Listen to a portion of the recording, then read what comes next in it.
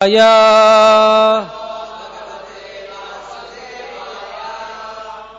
नमो भगवते वासुदेवाय।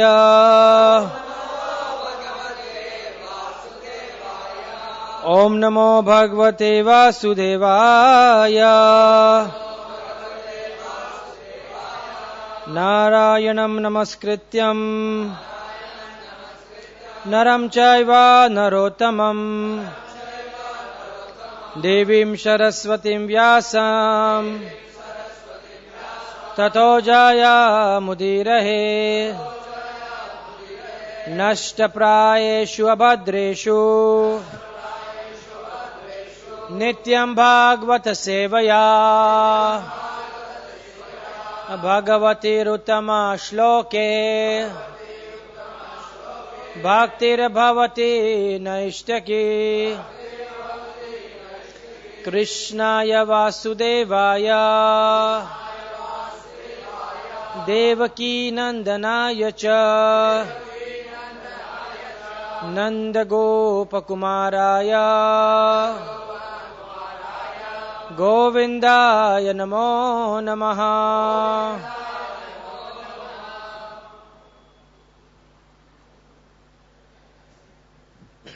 Canto 10, Srimad Bhagavatam, chapter 42, text number 13.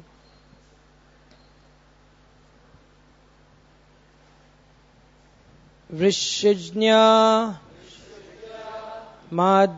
madhyaya vanya tam vrajan marge vanikapathe nanopayana tambula श्रीगंधे साग्राजो Archit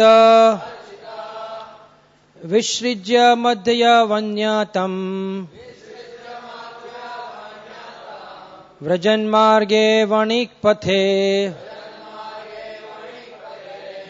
नानोपयन्ताम्बूल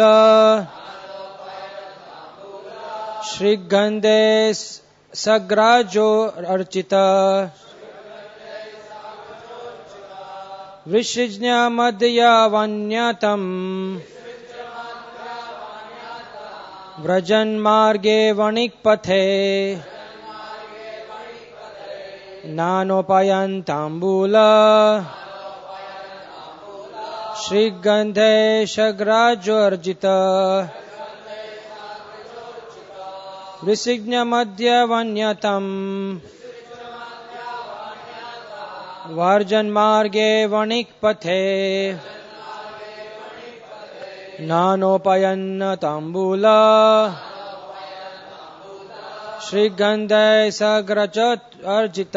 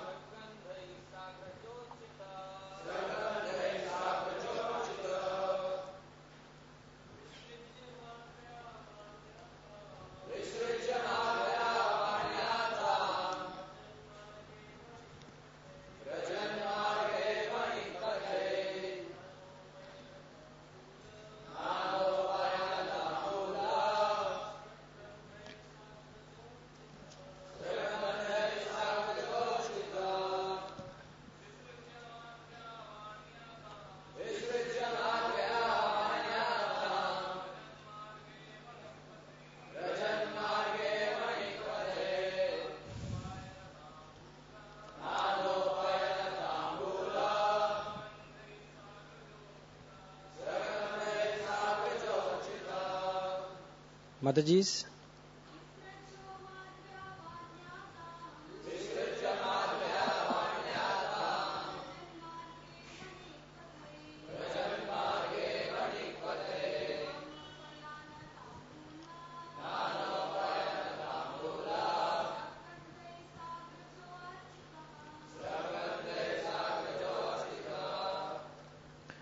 Vrishijya, leaving.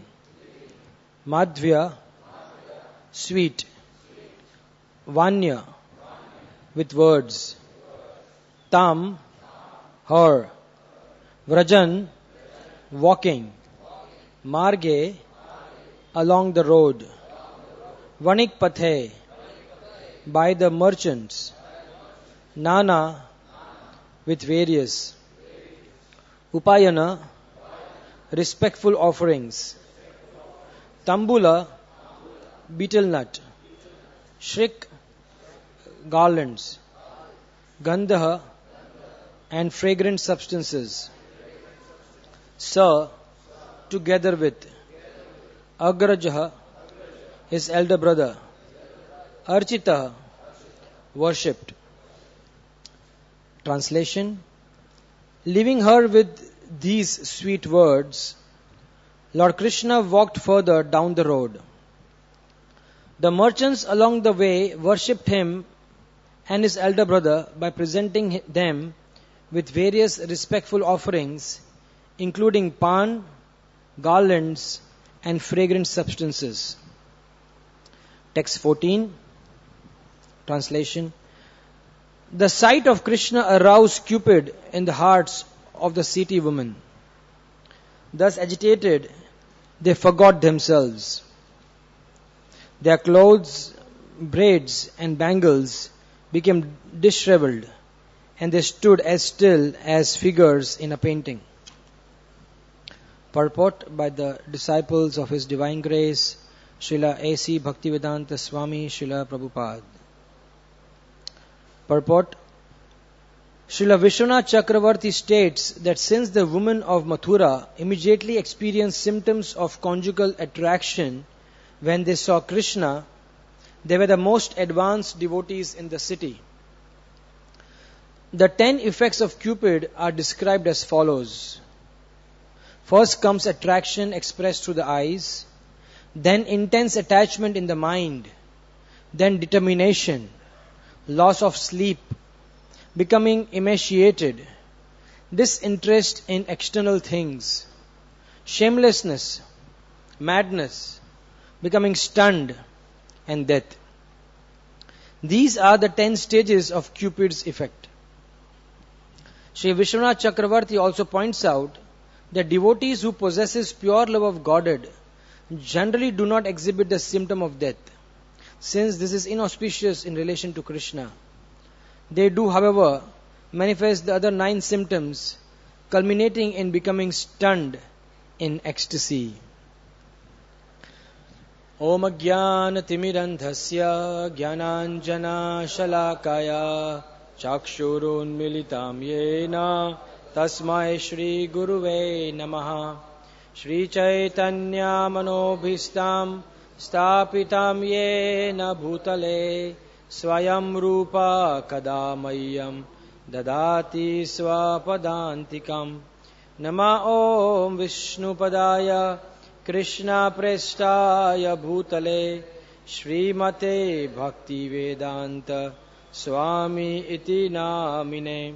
Namaste Saraswati Deve Gauravani Pracharine Nirvishesha Shunyavadi Paschatya Deshatarine Vancha Kalpa Tarubhyasya Kripa Sindhubhya Evacha Patitanam Pavanebhyo Vaishnavebhyo Namo Namaha. Namo Mahavadanyaya Krishna Prema Pradayate Krishnaya Krishna Chaitanya Namine Gauratvishe Namaha. He Krishna Karuna Sindhu Dinabandhu Jagatpate Gopesha Gopika Kanta Radha Kanta Namostute Tapta Kanchana Gaurangi Radhe Vrindavaneshwari Vrishabhanu Sute Devi Hari Priye. Jaya Sri Krishna Chaitanya Prabhu Nityananda Shri Advaita Gadadhar Shivas Adi Gaura Bhakta Vrinda. Hare Krishna, Krishna Krishna, Hare Hare, Hare Rama, Rama Rama, Hare Hare. Hare Krishna. So, this chapter, the breaking of the bow,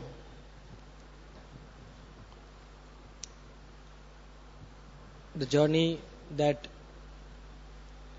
began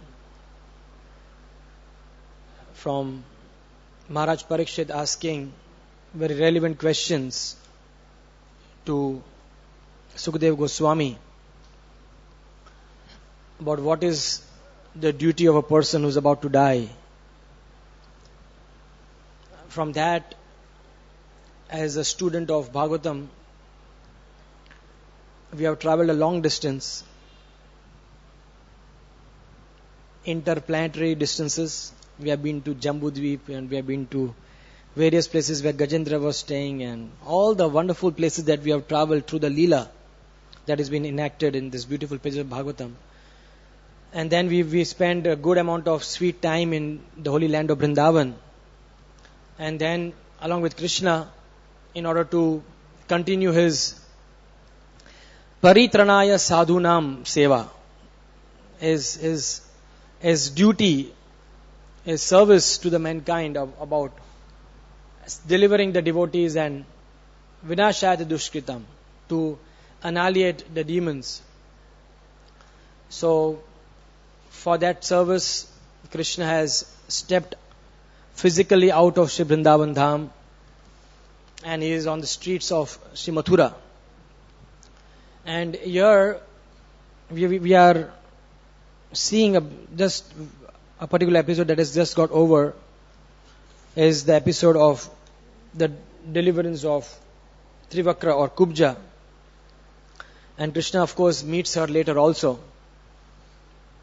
But then Krishna is being felicitated by the Vanikapathe, by the merchants. Ye yathamam prapadyante tam statavya bhajamyaham. Krishna says a very, very interesting and a wonderful, a sobering sloka, leaving no room of any complaints for a sadhaka. Then why is Krishna doing this to me? Because Krishna has a very clear, what you call embargo, or clearly states before him that ye yathamam prapadyante tam statavya bhajamyaham, that I will reciprocate the way you approach me. So as a devotee approaches Krishna, Krishna is going to reciprocate. So here the merchants, Vanik, those who are wanting to do business, they saw Krishna. Before that, Kubja saw Krishna, and she had different emotions churned in her heart because she approached Krishna in a particular emotion, and Krishna reciprocated to her in a particular emotion. And now the merchants are giving him pan, tambula, pan, garlands and fragrant substances, because they also they are seeing Krishna as Lakshmipati. They are seeing Krishna who is the most opulent person. And they want to felicitate him because they are businessmen and they want to achieve their business goals. And they realize that there's no better person to facilitate or felicitate, no better person who can facilitate their business goals than Krishna, and that's why they felicitate him. There's a perfection of their desires. As a businessman, we see there's a constant need to felicitate people, to really take care of people, to really keep them happy, in order for the business to be done. Majority of the time, a leading businessman, he spends time in meeting people who will help not create any obstacle in his business and keep them what you call happy. Various ways of keeping happy. So here, by giving them by tambula, by fragrance and garlands, they're saying, Krishna, you are the most amazing, opulent person. And here we are, we want to felicitate you, by offering you this. As businessmen, we want to do this. And they offer, and if you can imagine, Mathura was a very, very big city with many, many prominent businessmen. Vrindavan was a very simple place, or rather is a very simple place. But Mathura, as we understand, is a city. And a lot of business that was happening in that city. And after that, Krishna just is reciprocating. He's just so happily accepting. Yes, you want to give me a garland? He accepts the garland. He accepts the fragrances. He accepts the pan. You must have chewed the pan. Thank you. On the way. Like many times we are getting, when we are on the Rath Yatra procession. There are various groups that felicitate the devotees and the Lord. They come and say, oh my Lord, you have come near my shop. So they do arti and they offer various things. Sometimes they offer very costly items. Sometimes a diamond, chains and different, because they want to really feel happy. They want to reciprocate with the Lord for being there. Similarly, the same thing is happening here. But after Krishna has really reciprocated with this, even businessmen, Vanikapathe, it is word that it has been written that they also felicitate. It's an important point Bhagavatam is making, that all types of people approach Krishna. Akama sarva kamava moksha kama udarate.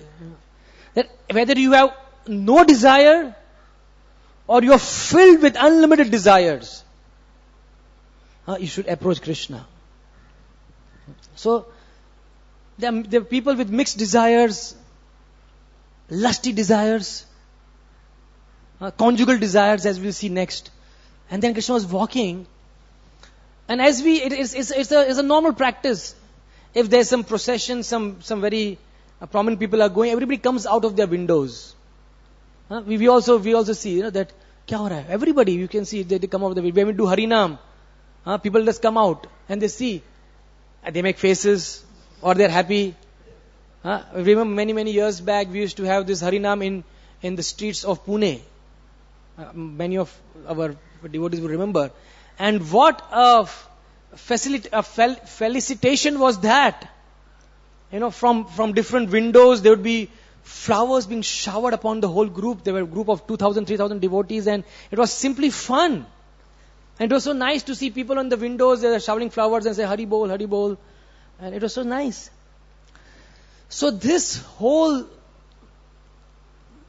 feeling of running out of the window and seeing what's happening on the road, the perfection of that was when Krishna walked on the streets of Mathura.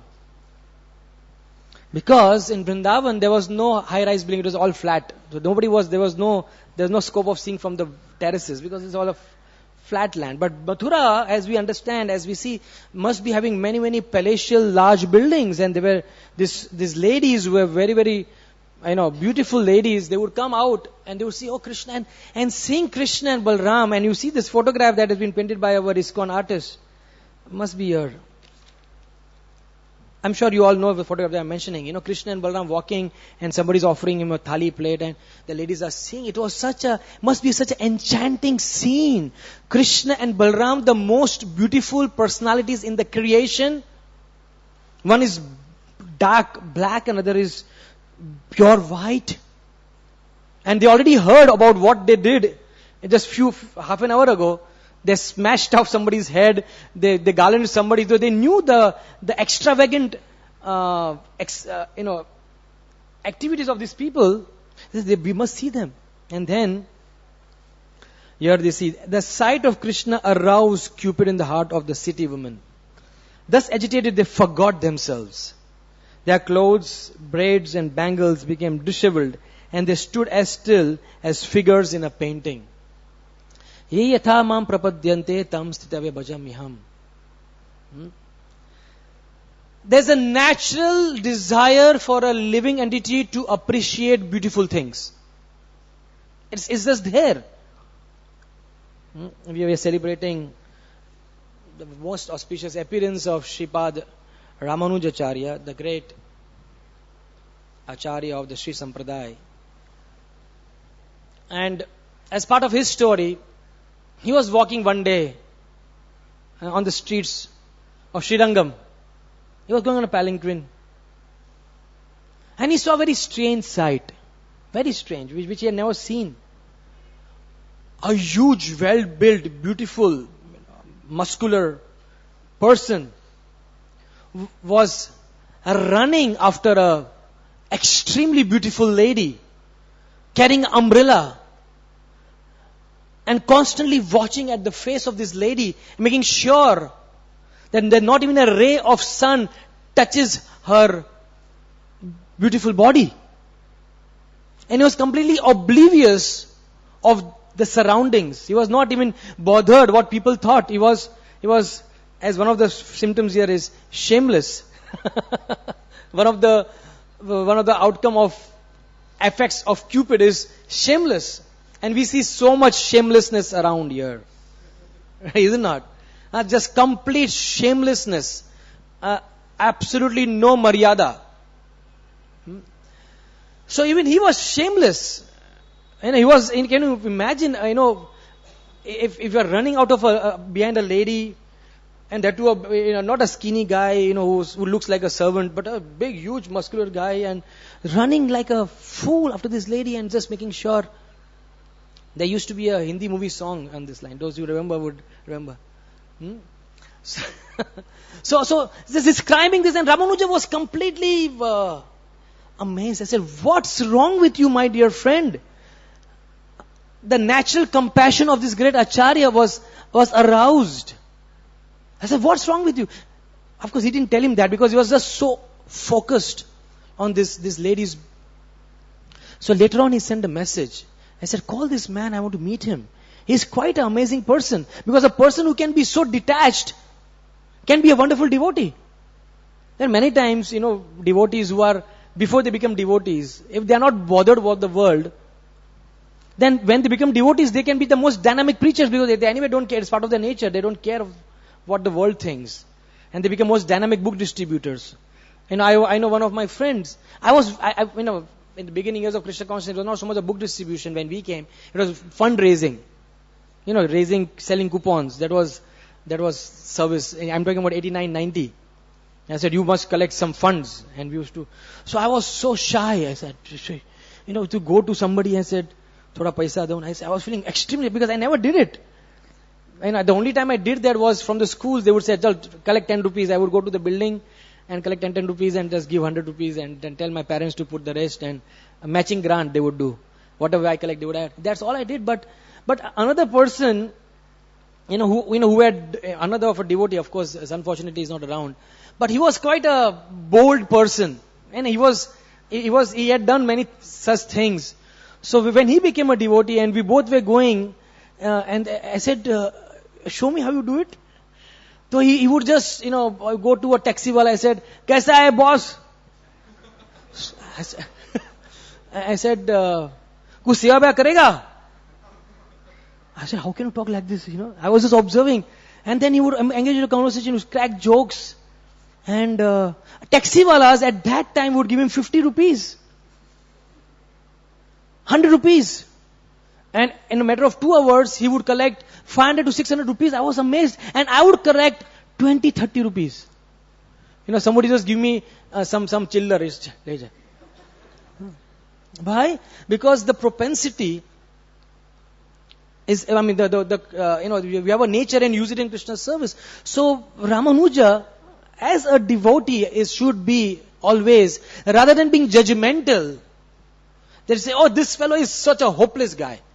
It's so easy, right? We can just make a judgment and say how attached he is, and we make a laugh over it. Kitna, bibi ka gulam, or whatever you call it.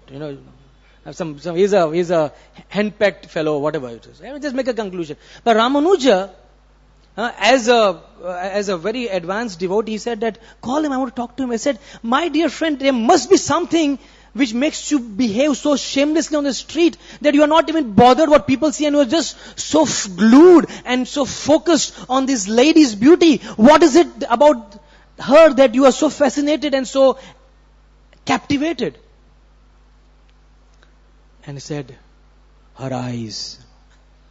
Her eyes are so beautiful. I just can't give up seeing her eyes, and I want to see that she is most comfortable.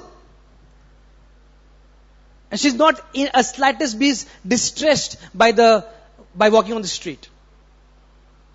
And Ramanuja said, what if I show you somebody having more beautiful eyes?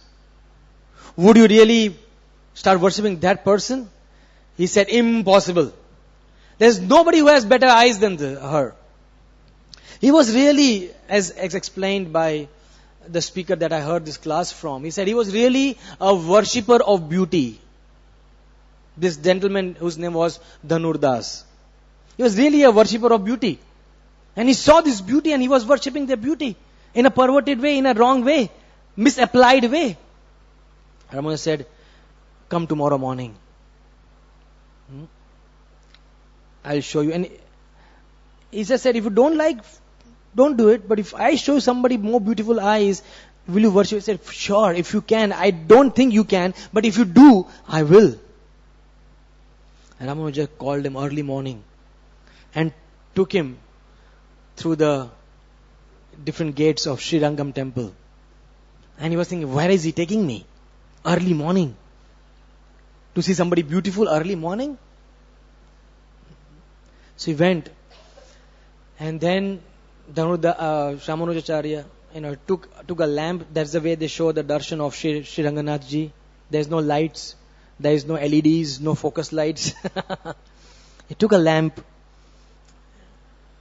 Enchanting, isn't it, this story? He took a lamp and then he showed the lotus feet of the Lord sleeping beautifully. Big fingers, gigantic form, lying. He took on the feet and then the navel and then the chest and then the face. And when the light lit the face and he saw the beautiful eyes, Dhanuda was fascinated.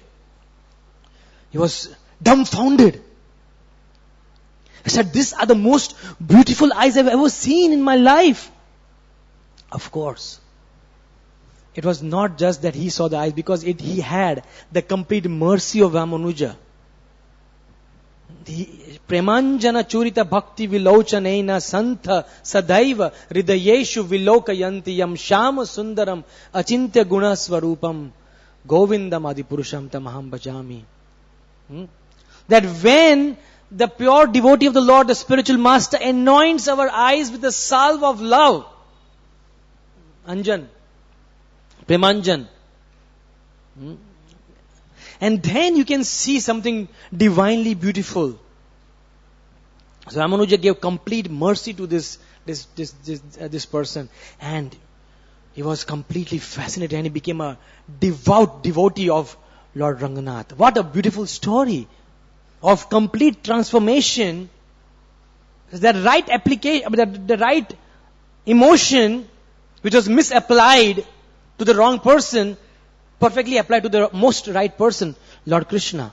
And that to Ranganath, the beautiful eyes of Lord Ranganath. Ramanuja, our great Acharya, was merciful in the story.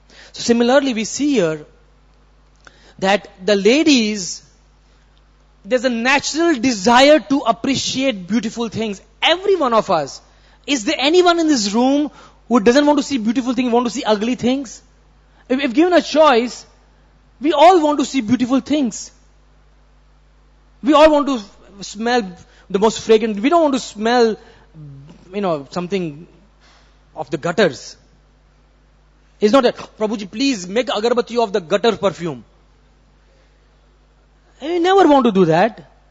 You want to smell the most fantastic agru or some smell like that, kesar. Similarly, these ladies, They came. They didn't have any business desires. They didn't have any desire to see Krishna as a very strong person.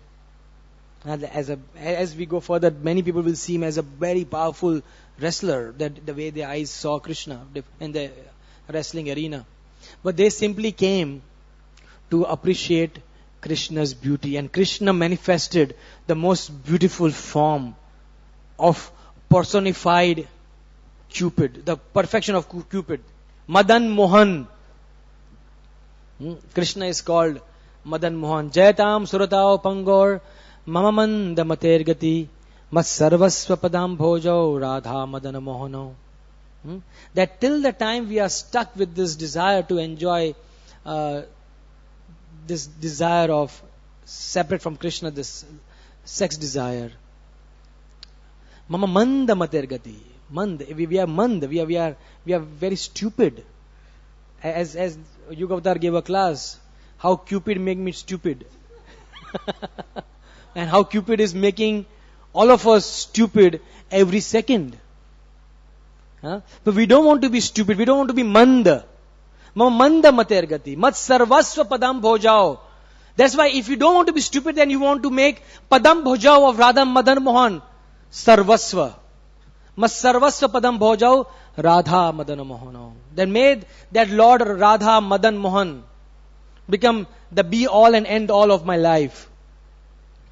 So if you see, if there is this one word, if that we want to describe the mental state, or rather the state of everything that is happening in this world, the one thing that is constantly happening is people or a matter or whatever it is constantly in a state of agitation. You agree? There's constant state of agitation going on. That is one thing which is constant. All of us, individuals, every particle, living, non-living, everywhere, there's one thing which is common, that is agitation. We all are constantly getting agitated. Whether it is on the physical level, mental level, social level, political level, currently in India, there's one thing that is happening is constant agitation. And what is agitation? Agitation is basically to be disturbed, to be upset, to be changed from the state of peace to the state of either disturbance or confusion. Every thought that comes into a mind is potentially an agitator. Is it not? What is the classical example of agitation is, we have given the example that there is a peaceful water body. We throw a stone and then ripples. So what we are doing, we are agitating the water. And we throw more stones. The water gets completely agitated. The peace is lost. So, on a physical level, we are constantly through the indriyas, through the senses, we are constantly getting agitated. The other ladies are saying, thus agitated they forgot themselves. So there's one thing which is constantly happening is agitation, and the emotion which is most prominent in our hearts is the outcome, is what comes out when we are agitated. It is not that all the people react in the same way when they are agitated. When they are agitated, the emotion which is most prominent in their hearts, that they have been cultivating over a day, over a week, over a month, over a years, over lifetimes, that is what comes out when there is a particular stimulus of agitation. So if you see Duryodhan, for example, let's take an example of Duryodhan. He was always an agitated person. We can understand how agitated this person must be. When he saw the most ornate Indraprastha, The way it was designed by this demon, Danav. He was extremely agitated. He couldn't just, because the prominent quality that he has been harboring all his life was envy. So when he saw something beautiful, he got agitated. Agitation is simply a cause of a stimulus. A cause. And that cause gives rise to a resultant emotion, which is depend upon the quality that you are harboring in your heart. Is it right? So because Duryodhan was harboring this quality of envy, the moment he saw something beautiful, there was no question of any appreciation, because he was not harboring the quality of appreciation. He was harboring constantly the quality of envy. How can anybody else be better than me? So that quality of envy was aroused constantly when he saw anything good or beautiful. Similarly, we must understand that whether it is to talk about the food that we eat, the smell that we smell, the thoughts that we have. Another example of agitation is political agitation. Right? People are agitated because they are world over. There's constant agitation. Agitation in the form of, making a change. We are not happy with what's happening. Hamari mange puri karo. Please fulfill our demands. So there's agitation. Agitation of the mind, which causes depression, which causes all sorts of mental disorders. So this constant agitation is there, and as a sadhaka, we must understand that what is it that we want to harbor in our hearts, so that that quality is seen, or that quality is the outcome when we are agitated.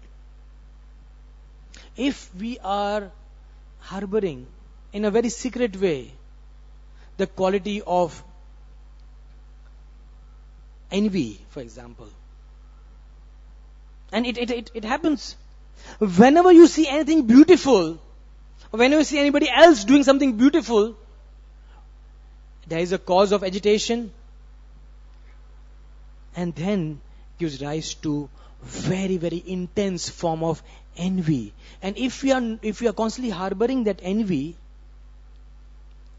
then slowly it will overpower us. Just like how these ladies were overpowered by the effects of Cupid, and they were stunned, the ninth emotion, the effect of Cupid, as if they were painted statues.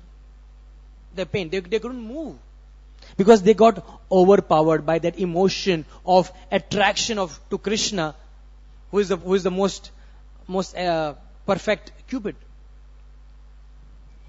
So as sadhakas, it is very, very interesting and important that we understand what are we going to give importance to in our hearts. Many times when things are happening in a normal way, we start just start doing things in a very routine way. We don't really, what we discussed a few weeks back, Braj Bihari Prabhu was sharing with us, we don't do what is called mananam. Manan, we have this word called manan. That we do not think why we do what we do. We just do it as a routine life. We don't really think. We hear a class, and it's, oh, what a beautiful class. What a fantastic class that this person gave. No doubt it was class. And the class agitates us. But if we are not having the quality of really getting agitated to the extent that we want to really bring about a positive change in our life, a good class will agitate us, but in due course, very soon it will simply die down and we will not do anything about it. But the matter of fact is, when you do hear a good class, the duty of the speaker ends when the class ends, but the duty of the hearer begins when the class ends. And of course, duty of the speaker also begins to follow what he has spoken. Isn't it? So many times Maya cheats us. And she says that, what a class, and see here I'm appreciating the class. But my dear friend, is that enough? Just appreciating class, is it enough? It is good. It is necessary, but not sufficient condition to make advancement in Krishna consciousness. It is a necessary condition. We must appreciate a Vaishnava from what you have heard or what some activity that he has done. We must appreciate it. But it is not sufficient condition to make progress in Krishna consciousness. We need to do deep introspection, deep thinking about how I am going to really follow what I have heard. Because I was hearing one of the lectures by one of the senior ISKCON devotees speaking. And he spoke that just like we have, ladies have their various ear ornaments that they wear in order to, ornament their ears and other different fingers and other things. The ornament of the ear for a Vaishnava is Shravanam, is the regular hearing of Srimad Bhagavatam, Bhagavad Gita and Chaitanya Charitamrita. That is our ornament, that is our earrings. That's how we decorate ourselves. And when we hear something, it is such a powerful process. Shinvita Swakatha Krishna Punya Shravana Kirtana Nashta Prayeshu Bhadreshu Nityam Bhagavata Sevaya. And so many verses after verses after verses in every single canto of Srimad Bhagavatam. We hear the glories of hearing. But what do we do about it? As it is. We don't really do much about it because we do appreciate it, but we do not do deep mananam followed by vandanam. By offering prayers to the Lord. Oh my dear Lord, please help me follow what I've heard. If we don't do mananam, if we don't do meditative introspection of our life, then how will we ever be able to follow what we are doing? So that's why the emotion that we want to harbor in our heart, so that when we agitated by the negative or positive emotions, it simply helps us to make progress in Krishna consciousness. That is very, very important. So as a sadhaka, we are constantly dealing with the Vaishnavas. We see the Vaishnavas. We are hearing Srimad Bhagavatam. We are seeing the deities. We are seeing the spiritual master. Just imagine if the emotion that we are harboring in our heart is, my spiritual master does not give me any time. I don't get personal time with the spiritual master. If that is the constant feeling we are having in our heart, and when we do see the spiritual master, that's the way these ladies of Mathura saw Krishna. When we do this, then the emotion that will come prominently out may not be in words maybe, but in our actions, in our thoughts. You're not giving me time. You're not giving me time. The thought of demanding will be coming and not the thought of surrender. Are you getting my point? Because we are constantly harboring that emotion. So as devotees, we need to constantly be on the guard. We need to be constantly be meditating upon what are the thoughts that we are harboring in our hearts. Because that is what is going to decide the journey of our life. Because in my experience, many times I have seen in my own lives and in lives of many of my people whom we know, that sometimes we are doing a journey towards Krishna. And because we are so routine in our so-called spiritual duties and so-called spiritual performances, we slowly, if we are not aware of where we are going, we are slowly deviating from Krishna. Every day, a small deviation. Externally, everything is happening well. Tilak is there, dhoti is there, everything is there. Chanting beads are there, chanting is there, reading of books is there. But if, along with all these things, if there is not a deep introspection of analyzing where we are going, if there's a big mystery of where this Malaysian Airlines flight went, is it not? It's still, can you imagine what a slap on our so-called advancement? This huge flight they can't find. I mean, it's not a small fly that they have to find. A huge flight. It's not a small flight. It was carrying some 300 plus people. They can't find because still we don't know where, but at some point the flight was lost from the rudder. They couldn't see the flight and the rudder. And because they couldn't see they didn't know where the flight went, it was lost. Similarly, we should constantly observe our life in the rudder of our hearts. Where are we going?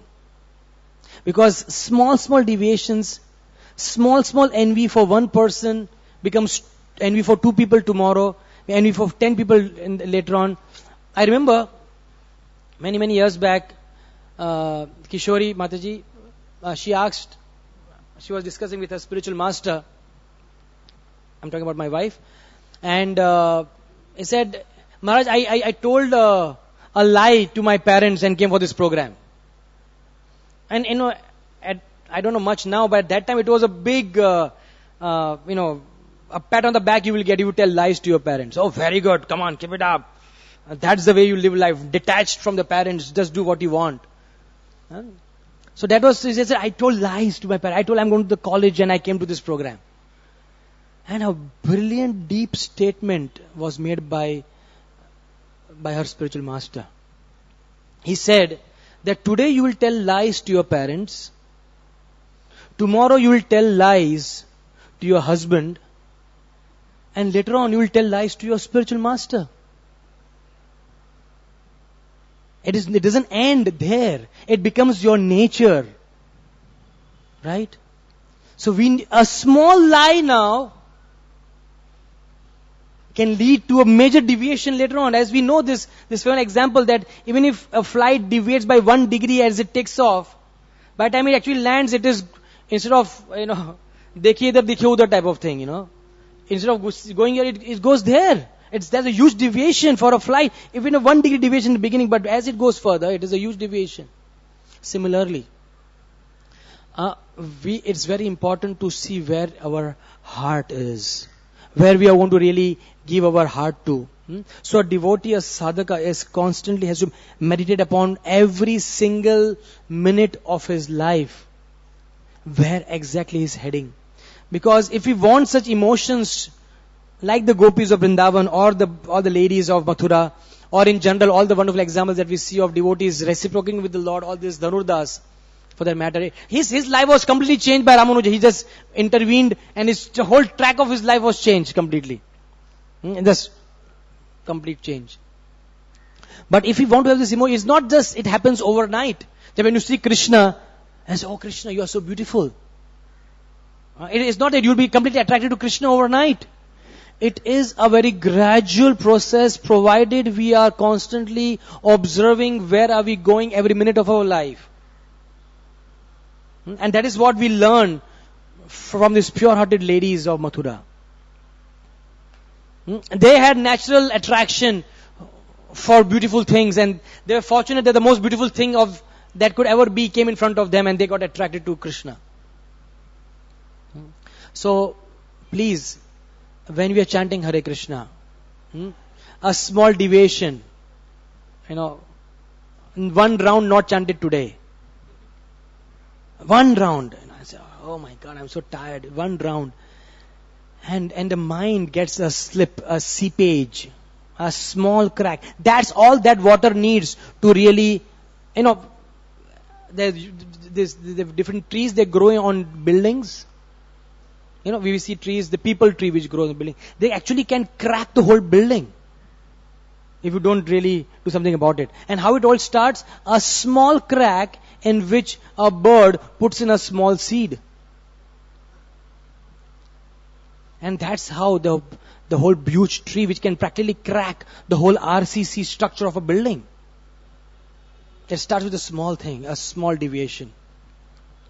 So let us all be very, very careful about not the big deviations, because that hopefully we are observant, but also simultaneously be very careful about the small deviations in our lives.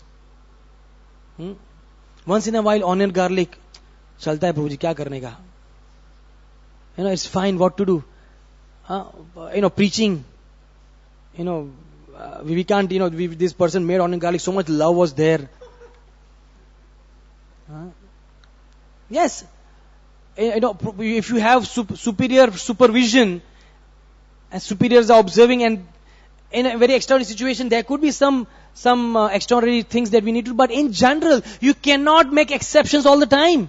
We have to be strict. If we want the emotion of purity coming in our hearts. So let us all really be very, very observant about what goes in. Because what goes in will come out. If lust goes in, and all it needs is, the eye is always seeking externally something attractive, and all it needs is, from the sidelong, we see something. And how much it agitates for the rest of our life. I have been suffering. All of us are suffering, isn't it? That small little agitated thought that comes, every 20 years, but it agitates and shakes you. Isn't it? Some thoughts which agitates you. I said, how it came, and then it comes in different forms. Right? So we have to be very, very careful not to allow that thought to get seed in our heart, because that will create a place in our heart.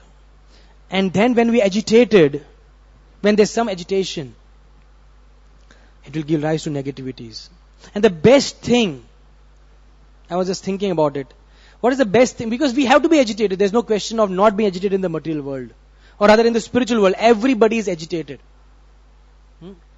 But the best thing to be agitated about is to have the agitation to follow the instructions of the spiritual master. A lifetime of preparation, we call it, to Srila Prabhupada. Prabhupada was constantly agitated, constantly determined, constantly in action to follow the order of his spiritual master to go to the West. That's why we call it a lifetime of preparation. It was a lifetime agitation that he had. A desire to do something for his spiritual master based on the order that he received in 1922. So if we have a positive agitation, then there's no room for negative agitation. We are just so busy. That's so busy, already being agitated. There's so much to do in life. There's so many people to be helped. So many funds to be raised. So many projects to be accomplished. So many rounds to be chanted. If we agitated by these thoughts to serve Srila Prabhupada, to serve our beloved spiritual master, if we agitated, there's no question. And we have so many wonderful examples, within our own. Of course, we see in Srila Prabhupada's disciples examples, and I can see in my own godbrothers examples, people who are just. I am just amazed to see how many of you are leading a life of brahmachari life. It's so difficult. I'm sure you will agree. It's so difficult. Not only Brahma, every single place is so difficult. But those people who are constantly focused, Guru Mukha Padma Vakya Chittete Koriyo Akya Arana Koriyo Mane Asha. If we just are constantly agitated by the desires to fulfill, to fulfill the manobhista. Chi Chaitanya manobhistam stapitam yena bhutale. Similarly, the Guru manobhista. The mind's desire of the Guru. The mind's desire of Srila Prabhupada. If we are constantly agitated, and that was the life of Sripad Ramanujacharya. We have his appearance day. We'll just spend few minutes of how agitated he was. His agitation was his compassion. One of the scholars who is a Sri Vaishnava, he writes that he was one of the most prominent spiritual leaders and reformists the world has ever seen, Ramanujacharya. And because he was so powerful, he gave birth, or rather his disciples were some of the most powerful disciples the world has ever seen. Quraysh, one of the most prominent of disciples. But the story which I wanted to just share, which was very relevant to this particular discussion that we are doing about fulfilling the order of the spiritual master and making it a source of agitation in our life, that he received this particular mantra, Ramanuja. Quite young person he was, from Goshti Purna, right? Goshti Purna. He received this mantra from Goshti Purna. He called him and said, I want to give you a mantra, but if you chant this mantra, you are definitely going to be delivered. But you cannot. It is a very, very secret mantra. You cannot give it to anybody. We all went to this place, Tirukoštiyur. You remember? A beautiful temple in midst of nowhere. It's just a huge temple with open place. And the exact place where Ramanuja stood. And he was giving this mantra. And Ramanuja was so agitated seeing the suffering of people around. So that's agitation, right? When you see people suffering, we get agitated. It is so sad to see people suffering. Krishna bahir mukha, jiva bhoga vancha kare, nikate mayasthane, japatiya dhare. When you see that phenomenon happening, it agitates us. A devotee who has compassion in his heart. So Ramanuja, he was saying that if this mantra is so powerful, that if I give it to everybody, then they will be delivered. And if maybe I might go to hell for the rest of my life for breaking the promise. He stood on the Tirukoštiyur temple and he started shouting. Well, it is nice to chant this mantra. Om Namo Narayanaya. So he shouted this mantra, which was given to him by Goshti Purna. Om Namo Narayanaya. And he called everybody, okay, come. And you please all chant this mantra and you'll be delivered. And the whole village, the whole town was chanting. And Goshti Purna was shocked. I said, and he was so angry. So apparently he disturbed his spiritual master. Ramanuja was such a first-class servant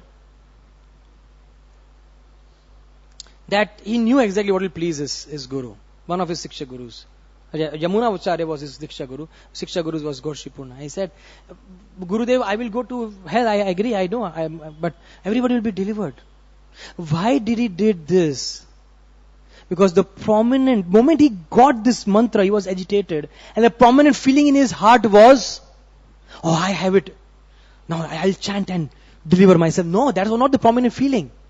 The most prominent emotion in his heart that he was harboring, he was churning, is the feeling of compassion. The moment he got something good, the first thought is, let me give to people. Forget myself. And he gave to the people. That was Ramanujacharya. And that was exactly the same mood that Quresh, his own disciple, had it. There was the same mood that Anantacharya had it. Anantacharya, they said that, who will go to this Tirumala hill to worship Venkatesh Balaji? And Ramanuja was staying at some other place. Where's Kanchipuram or somebody. And he said, so, as I was hearing the lecture, the speaker was saying that, who wants to go anywhere leaving the personal association of the spiritual master? All of us are experiencing that, right? Moment the spiritual master comes, we all want to be here. Who wants to go anywhere? But one insignificant devotee, they all were asking, who will go there? And nobody wanted to go. It was a hilly place, difficult place, cold place, austere place, no food. Now it is all very, very properly, inhabited. But not at that time. So one person just raised his hands. And he said that, Guru Maharaj, I will go. Anantacharya. And then he went. And he stayed there for years. And he worshipped. And that was beautiful stories. A homework for all of you today. Because we are already running out of time. So this is the desire to serve the spiritual master was his prominent emotion. Over and above his own personal sense gratification to be with the spiritual master. So let us all today just pray to these wonderful ladies of Mathura. As we are seeing, because I was thinking that when you see something, you learn from them, right? When you see somebody doing nice service, just observing that person, you learn. Just like you see this wonderful devotee, Chaitanya Prabhu, just so focused in taking. I don't know how focused he is right now. But you just see him focusing and seeing how the picture is so accurate.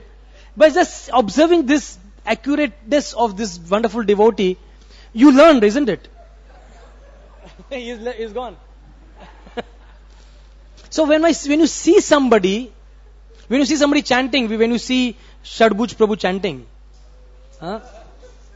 I'm just giving an example that, when you see somebody, when you see Vraj Kirti Prabhu doing guest reception, just so active, running around. When you see Madhacharya Prabhu dressing the deities and the beautiful pagri that he makes. When you see things, you learn just by seeing. You don't need to really even talk. You just see and you learn so much. So here we are, as students of Bhagavatam. Through the pages of Bhagavatam, through the eyes of Bhagavatam, we are seeing these ladies of Mathura getting stunned seeing Krishna. They are like this. Do we ever get stunned when you see the deities? ऐसे यार jewellery क्यों ऐसे डाला? Those who are dressers, the constant thought in their mind. It's so sad. It's sometimes not good to be a dresser. Some you see, बाल क्यों ऐसा है? माधव चरपू इधर क्यों लेके आया बाल? Whatever, different thoughts. So, but when you see the deities, the real emotion that should be churned in our heart is stunned. We should be stunned seeing the deities. And we are not stunned, that means we have a long way to go. But when we see somebody stunned, we learn from that example. My dear ladies, please bless us that we can one day get stunned seeing the deities of the Lord. And we develop that emotion in our heart. Then when we see the deities, when we see my spiritual master, that I am stunned. That is the emotion that we want. So let us pray to Ramanujacharya. Let us pray to Shri Radha Gopinath. A very auspicious day today, appearance of Ramanujacharya. Tons of blessings is in store for us today. Because he was compassionate. He just wants to give. And his appearance day, he was born in 1017 AD. Dynamic Acharya. Chaitanya Mahaprabhu took two things from all the four sampradayas. The two things that he took, I was just thinking. One is bhakti without any jnana or karma. Can you imagine? That's a very prominent quality that he took. Jnana karmadi anavritam he took from Shri Sampradaya. And bhakta jana seva, service to the Vaishnavas. These two things, which are basically the most cardinal principle of our Gaudiya Sampradaya. Unalloyed bhakti, devoid of jnana and karma, and bhakta jana seva, worshipping of the Lord's devotees, was taken by Mahaprabhu from the Shri Sampradaya, from the teachings of Sripad Ramanujacharya. So it's a very, very wonderful day to take blessings of Sripad Ramanujacharya, to take blessings of Srila Prabhupada, to take blessings of our spiritual master, to really pray that I can perform bhakti which is devoid of jnana and karma. Please understand, it is so difficult to do bhakti without jnana and we just say jnana karma dhyana anukulena Krishna anukulena bhakti uchyate. We just say it so nice. But do you know what it means? It is the bhakti which is performed by the gopis of Vrindavan. That's all. Nobody else can do. It is that bhakti of the gopis of Vrindavan. Jnana karma dhyana. Otherwise, every single bhakta, as we see from Brihad Bhagavatamrita, was tinged. There was still a tinge of jnana karma in their bhakti. Only the gopis of Braj were pure unalloyed bhakti. That's the bhakti that we are hoping. It is very difficult, very rare. Without the mercy of the Lord, without the blessings of the acharyas, we cannot do it. And we cannot do this bhakti on our own unless until we really learn to worship the bhakta jana seva. Hari Bhakta Sanghan. What a nice, in Mangala Arati we said. I always get mesmerized by that word. Hari Bhakta Sanghan. So, Hari Bhakta. This word Hari Bhakta is such a nice thing. That a Bhakta is identified as with Hari. That he is a Bhakta of Hari. Hari Bhakta. That's why that Bhakta becomes great, because he is a Bhakta of Hari.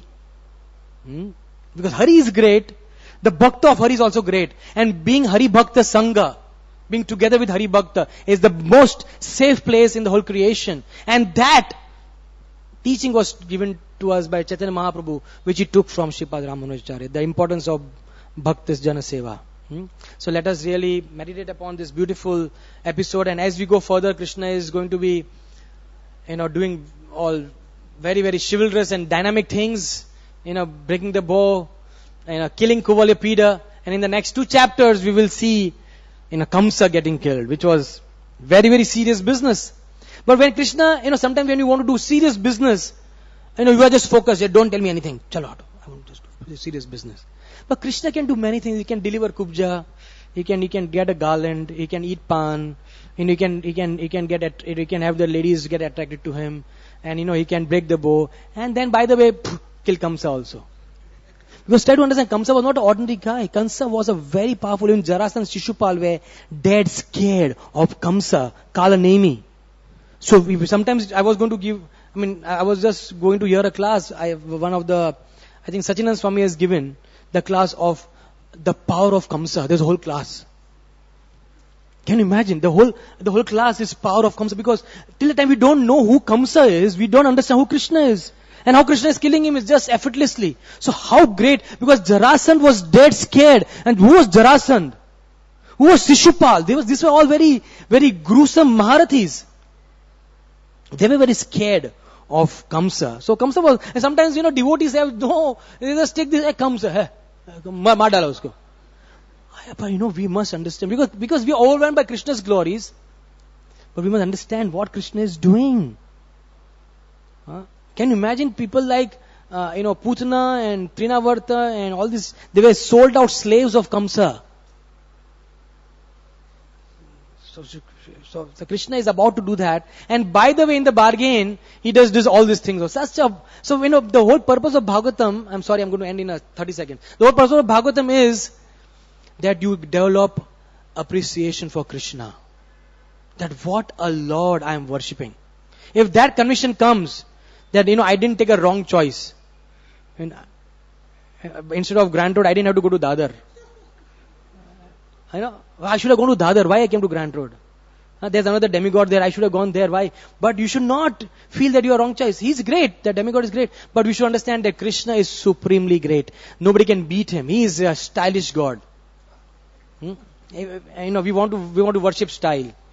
So Krishna is the perfect person. Thank you very much. Hare Krishna. It's already late, so no comments, no questions. Hare Krishna.